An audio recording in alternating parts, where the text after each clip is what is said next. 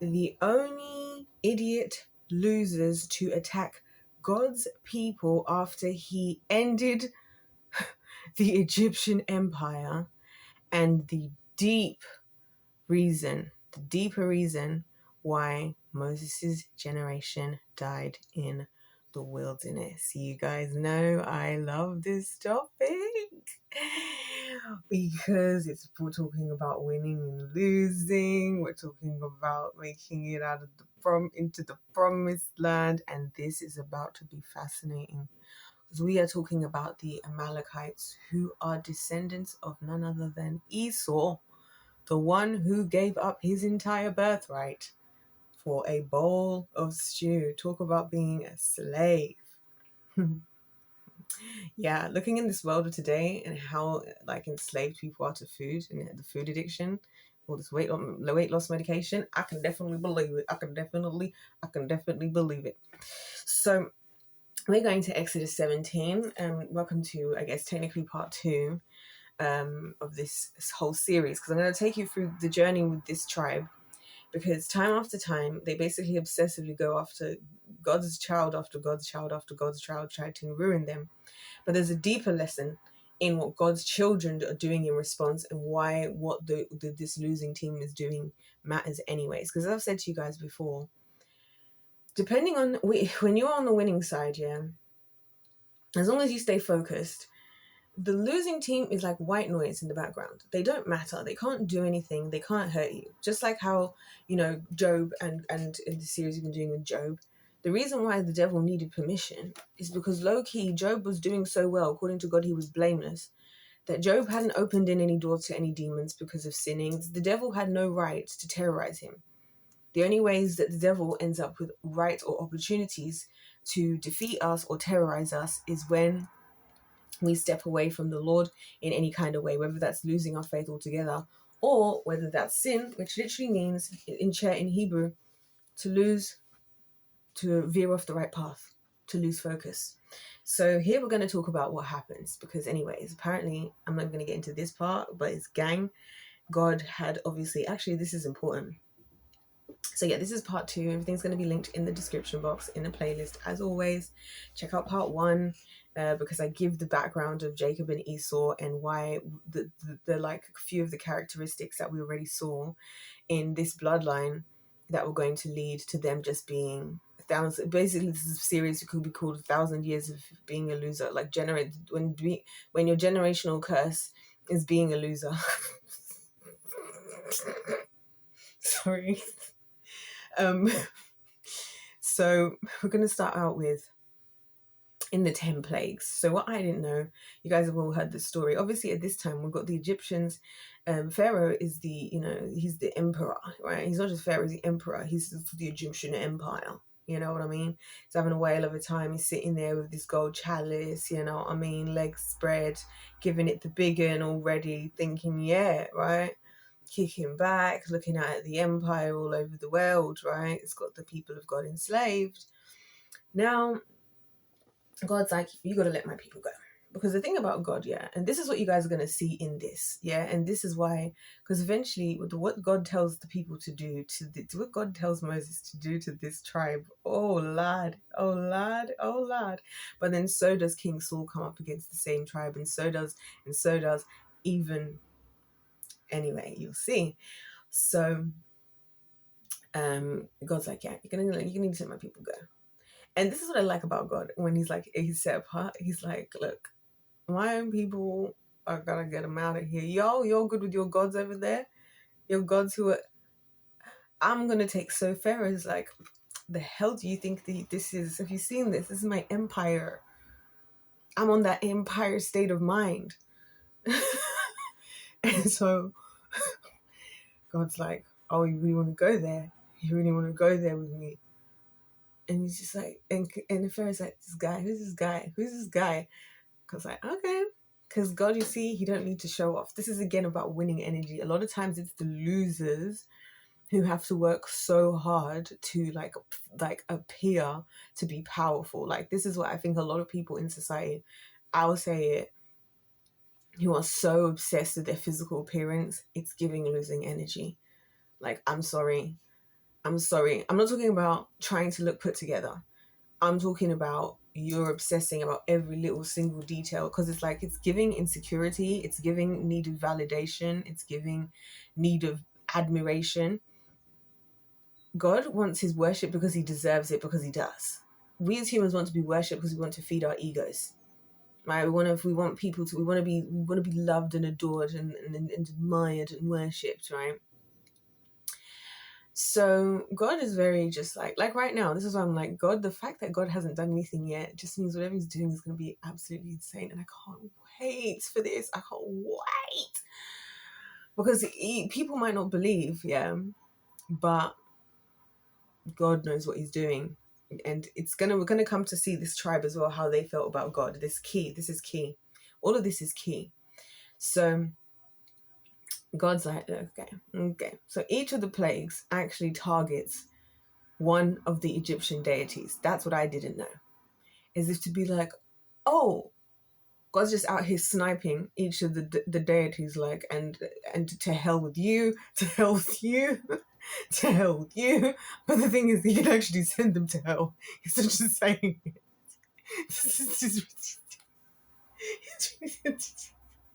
So Pharaoh's like, bruh, I started this empire. You think I'm worried about you and another god? Listen, I've got gods here.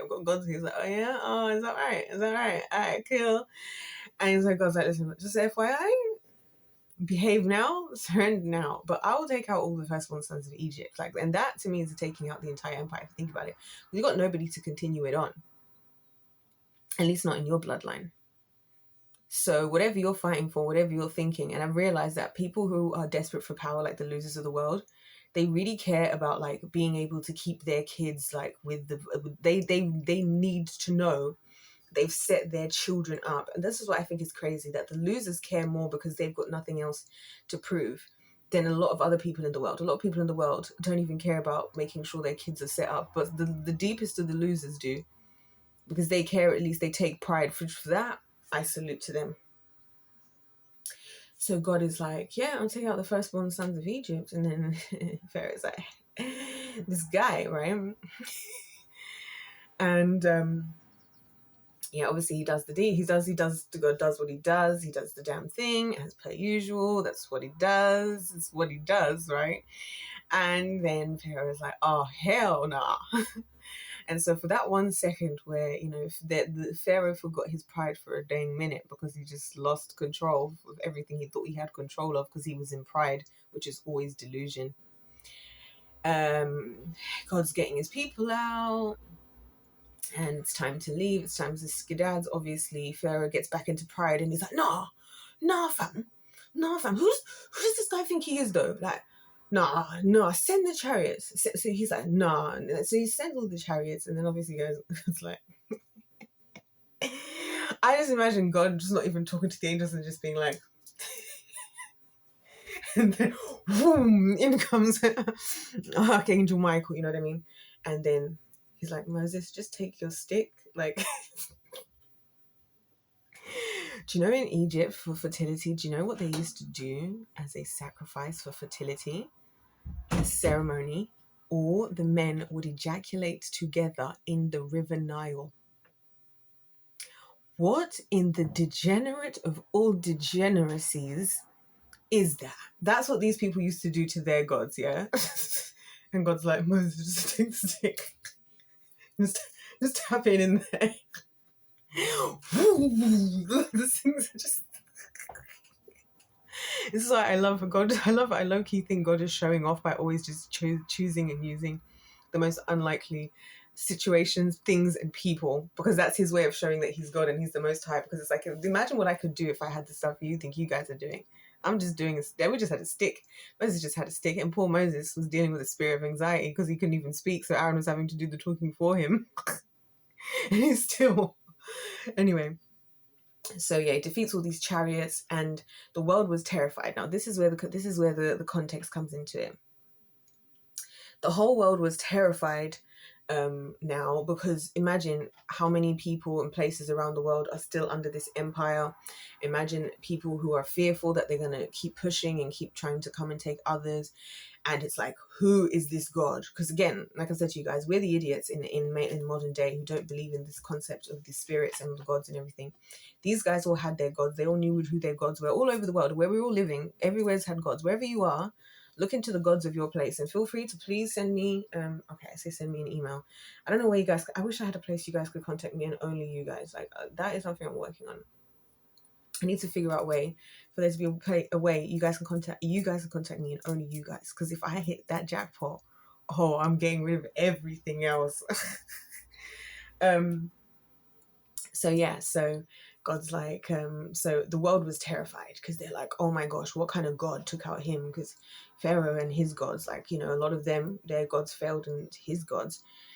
So they were fearful. Everybody except the Amalekites. And why is that, you might ask? Well, because they know of that God. Why do they know of that God? Oh, because ancestrally, yeah, the God that chose the brother of their ancestors, oh, they know him. And they have a vendetta. Yeah, is that the right word even?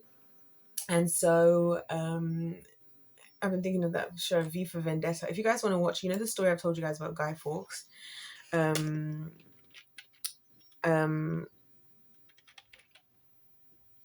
do I spell? Oh my gosh, I'm gonna try. Oh my goody aunt. Yeah, you know that I've been telling you all about Guy Fawkes and you know the people that the group that tried to blow up Parliament in the UK. Oh my gosh, this is a vendetta. Oh great. A blood feud in which the family of a murdered person seeks vengeance on the murder or murders of families. Not really.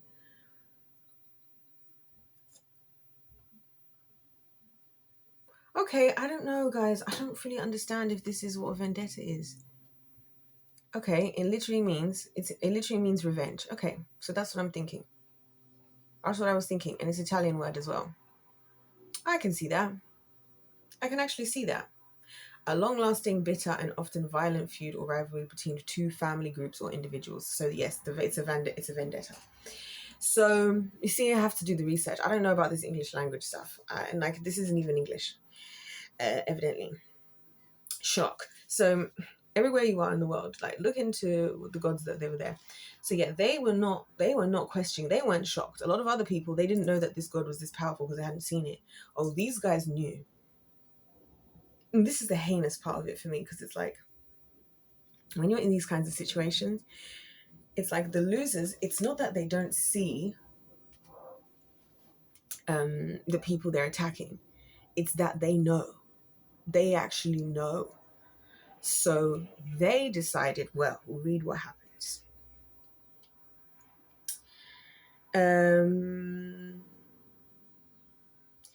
So we're in Exodus 17. The whole Israelite community set out from the desert of sin. The desert of sin is crazy.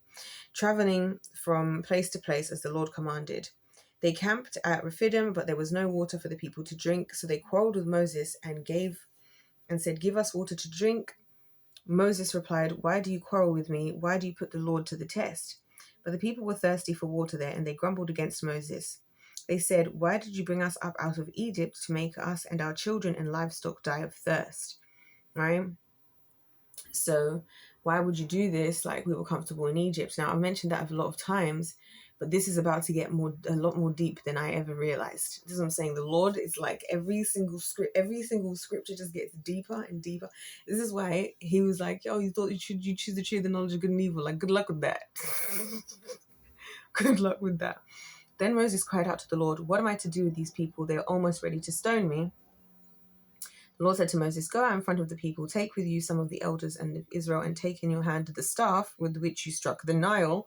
As in, like, let's just remember what we did before, okay? I don't think that I've ever had an issue doing absolutely anything at all. You know, and like literally I literally created water. I created water. I created water. I created the Nile. Wherever you think you're going to go to get the water. Like, this is why I think we look so dumb as humans, trying to like cut God out of things. Because like, whatever you're going to get, I'm the thing that created that thing in the first place. Like, well done, science. You took to get like, well done, you guys made swords and you do this and you fight for this and you kill Christians. But I was the one who created that very metal that you're using. I was the one who created all of this. So you look stupid. You're dumb.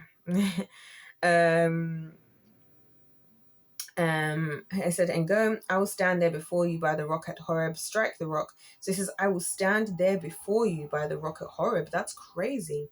I never noticed it said that. It's about standing there by the rock.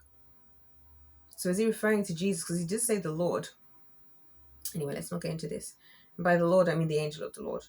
Okay, strike the rock and water will come out of it for the people to drink. So Moses just did this in the sight of Israel, and he called the place Massah and Meribah because the Israelites quarreled and because they tested the Lord, saying, is the Lord among us or not?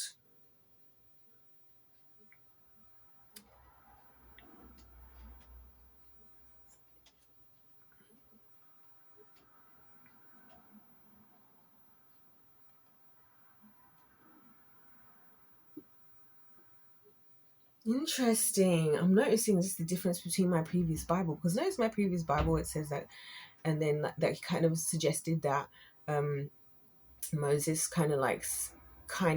Moses said, what do you expect? He basically said, like, what do you expect me to tap this rock and water comes out of it?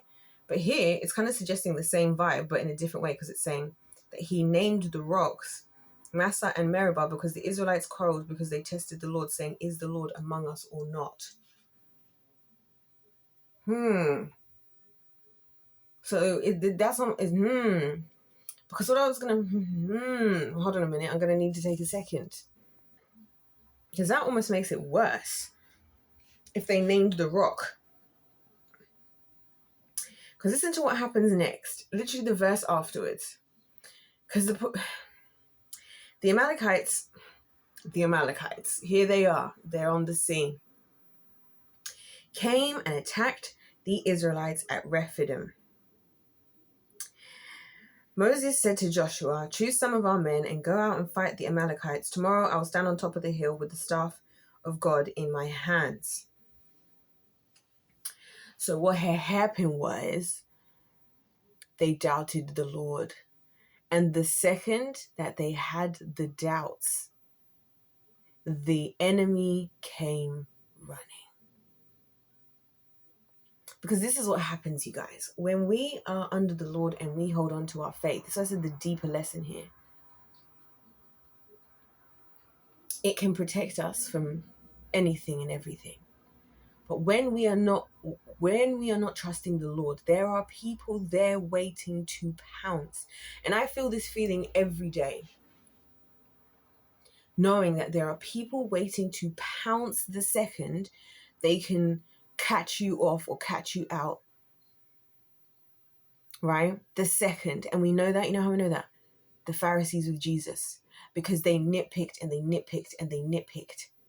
And the second he was brought to the Jewish courts and they said, is it true that you said you'll build the temple in 3 days? And he says, yes, that's true. And they were like, that's impossible. They immediately spat on him. Spat. Not even just the venom of these people, of these losers, in the world. This is what I'm talking about. So they immediately pounced the second the faith was dropped. Now with Jesus, it was a different story because he's God and this was all to be done on purpose, But in this case, who knows if these guys hadn't gotten to this? Hey, this is what I mean. It's like when we believe in God doing miracles, it's like, do we believe or don't we believe? Like this, sometimes I want to ask. You've seen him break you out from Pharaoh. You've seen him go across the Red Sea. Are you really thinking he's just going to leave you there? Just because this isn't happening in your exact timeline or the way you want, or you're suffering a little bit. And if anything, God deserves to see how you do react in those situations, like what happened with Job, to see if your relationship is actually just real or if you're just saying stuff because life is easy right now. So anyway, verse 10, so Joshua fought the Amalekites as Moses had ordered.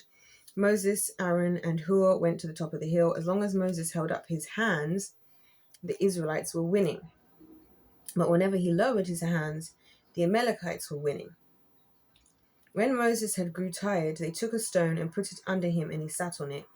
Aaron and Hur held his hand up, one on one side and one on the other, so that his hand remained steady till sunset. So Joshua overcame the Amalekite army with the sword. Now, important thing to note, where is it here?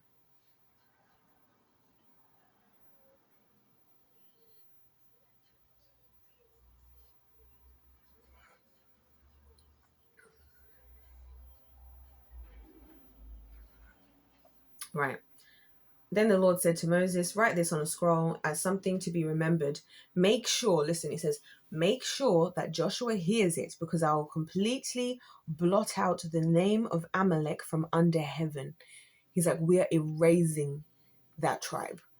They're going to be a problem. And this is one of those things where we're going to see this theme of when God says to do something, and when you don't know the ramifications of your actions at the time. In the same way that I'm sure Jacob didn't ever really think enough about how Esau was going to respond in the future, we often don't think enough, which we're going to see in the upcoming examples, of how our actions are going to affect others. And like I say to you guys, that's why I always talk about the cost of winning, and why winning can sometimes feel a bit overrated because of all the things you have to deal with as a result. The jealousy, the losers, the things that people have to say, the things that they accuse you of, and all of this type of stuff. You have to also deal with that aspect of it. And that's the bit that no one ever seems to talk enough about, right? And so that's why I say winning isn't for the weak either. So I want to flick, I don't know why I've got Deuteronomy here, but there's something about that to do with this before we move to the next stage. So let me flick to Deuteronomy quickly. Deuteronomy, here we go, 25. Because there's something I wanted to say, but it's missing in this chapter. And if it's not in here, I don't want to start adding stuff.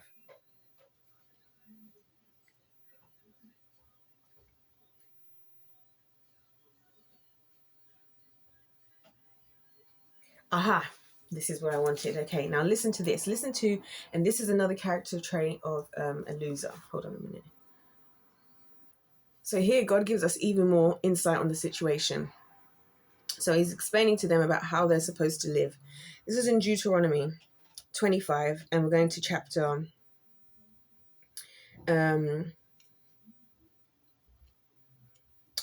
It says, do not have two differing weights in your bag, one heavy, one light. Do not have two differing measures in your house, one large, one small. You must have accurate and honest weights and measures, so that you may live long in the land the Lord your God is giving you.